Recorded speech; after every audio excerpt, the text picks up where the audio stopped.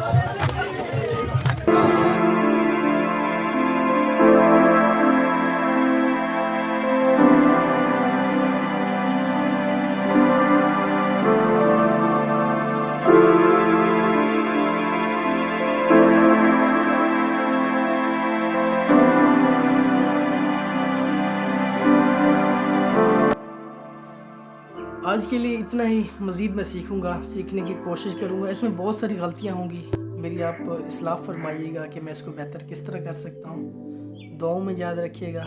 फ़ी अमानिल्लाह।